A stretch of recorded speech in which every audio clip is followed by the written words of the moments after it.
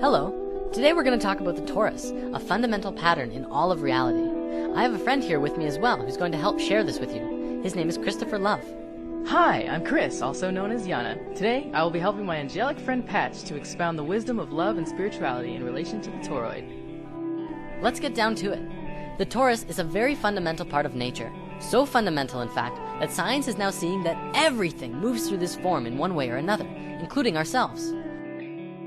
Very simply, the torus is a self-organizing system that all comes together at a space of unity and expands its energy out all around itself until it returns back to that original space in the center, and will continue to do it again. In quantum physics, mathematics, and generally all forms of science, this geometry really begins to bridge the gap between understanding how sacred geometry truly is the geometry of life. This is a geometry that breathes. It has life itself. Our very own hearts are the first and best examples of a toroid. The heart is where it all starts. The energy of our hearts flow outward in a toroidal fashion and are also received in a toroidal fashion. This way, everything we send out in love, we are immediately affected by as a result. In other words, our emanation of love is a gift to yourself as much as it's a gift to the universe around you. You can look in nature to see these shapes everywhere. It's in oranges and apples. You can see it around tornadoes. The magnetic field of the Earth is a very powerful example, as well as how the atmosphere of the planet works too. Our modern scientists haven't really taken the concept of hollow Earth very seriously, even though this concept does explain a lot of fundamental theories about the Earth to which we don't really understand, despite all of our theories. Well, the idea of hollow Earth works in the exact same way as well. It demonstrates that our planet is designed from the core as a torus. The Earth is multidimensional, so we can actually have both a hot iron core as well as a 5D hollow Earth interior as well. For those who want to learn more immediately, check out Hollow Earth HD on YouTube. Moving on, we all know the fundamental principle of the universe of as above, so below. Well, this torus is even found at the size of galaxies. Atoms even have this very geometry as well. It's quite literally everywhere. From this basic expression demonstrates how life ought to be. All of the energy that emerges from the core travels around the torus and fuels itself. It also has the ability to give to other toroidal systems, which openly practice giving and receiving. It really sets a standard for how to do things, and we can mirror this and use it in our own daily lives as well. When you give and receive openly, you allow your energy to become toroidal. When we look at the interactions between one another, we begin to see the nature of giving and receiving. If we shift how we give and receive with others, we give ourselves an opportunity to receive feedback from what we emanate immediately. This allows for an enlightening transaction of energy between all life and allows all of our communications to resonate on that toroidal frequency of love. Love is not just a feeling, it's a vibration and a frequency that is connected through all things. The pure vibration that emanates around one's own heart and brings things together harmoniously is through a universal vibration we call love. If you look at the flower of life in 2D, it may be a little hard to tell. However, in 3 dimensions, one can truly see that it too is a torus. The flower of life is all geometries, remember? The torus is yet another one of those creation patterns that emerged from this, or rather is this form. It's so important to understanding everything. Even Nikola Tesla worked with this geometry, and through it he discovered a way to access free energy for the entire planet. Well, of course, all of the corporations of the world wanted to keep charging people for energy. And between them and the US government, all of Tesla's most amazing work was destroyed. In lesson 15, we talked a bit about this before, and now we can go deeper into it. The Institute of Heart Math, as well as Stanford University, among others, have now scientifically demonstrated that around the physical heart of your body, you have 2 toroidal fields, one inside the other, which are connected to the sacred space and the tiny space within the heart. Greg Braden has done a lot of work in explaining this to the modern world as well, and Drunvalo Melchizedek has put a lot of focus into teaching that this is some of the most important information regarding physical ascension. This is part of the understanding that is truly bridging the gaps between science and spirituality. China is doing some really amazing things. They have hospitals that are completely dedicated to the work of prana and energy, rather than the physical body of patients. In one experiment in a Chinese hospital, we see how the science of mantra is used to remove the cancer tumor of a woman in just 2.5 minutes. A mantra is a sacred sound or chant that acts as an energetic formula for prayer or meditation. Mantras allow for us to connect to our source and emanate an audible frequency that focuses our mind to the sound and thus inwardly back to the source. When chanting from the heart, these doctors allowed themselves to focus on the reality that this woman was already being healed. In this, it allowed for the mind to bypass the normal confines of reality, as its intention toroidally flowed in and out of the source of which reality emanates itself.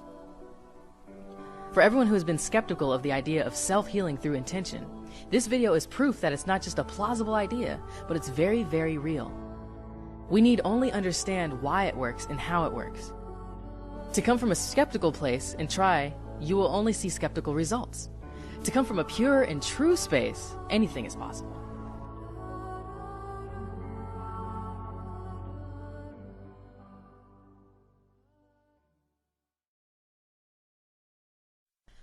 Nassim Haramein has made a documentary recently called Black Hole, which we did discuss in Lesson 18.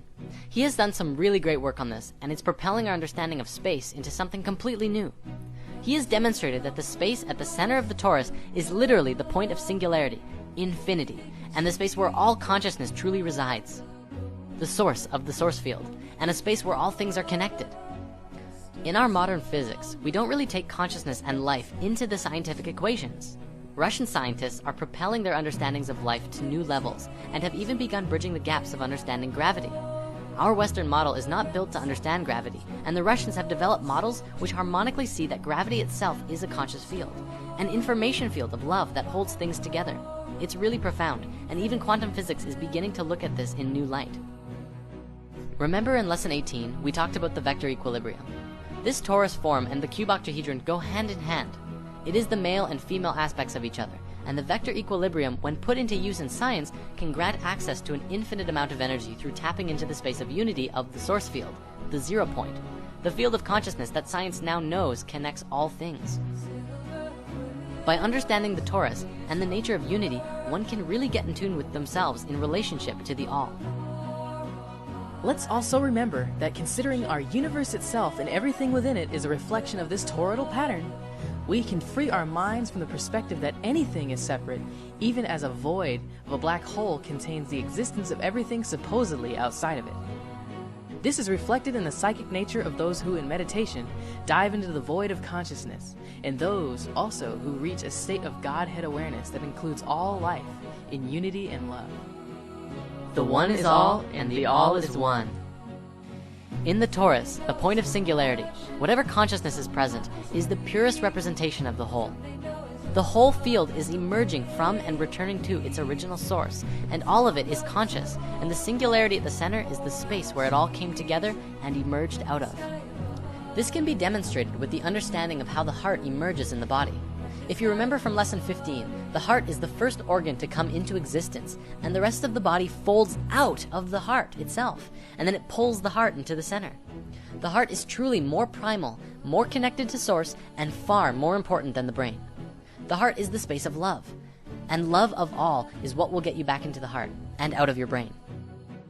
In order to grow and become lighter energetically, we as individuals and as society must learn to understand how to really get back into the natural flow of things. This is what the natural flow looks like, among a few other forms as well. For many, understanding the torus from a left brain perspective is needed to really get back in tune with yourself. For others, you already understand it intuitively, and you just have to go with the flow and everything will work out perfectly. Well, thanks for tuning into our torus video. We're now going to go hang out on Chris's channel to continue the discussion of our eternal nature and living in the heart. If you want to follow, this is Chris's YouTube channel. He's created his own series called Angel Academy, and is definitely transforming into something beautiful. Thank you for spending your beautiful time with us, and see you next time. The earth hasn't lived in their hearts for thousands of years, but the truth is it's really simple. It's easy. A child could do it. Anyone can do it. If you find your place into the heart, everything changes in your life. You don't do things physically out into the world. You do everything from within your heart, and the heart creates what your external world is. It's another way of being. It's an ancient way of being. We used to be this way, and we've long forgotten all of this stuff. You can do this. Everyone can do it. And if you do it, if you learn to live not in your brain, not in a logical thinking world, but in a world that is female and with a heart, and that you begin to love people and your life and your situations and everything that comes to you, your life becomes easy and simple and beautiful. So I hope you find your way, because I know you can do this. We all can do this. Bye-bye.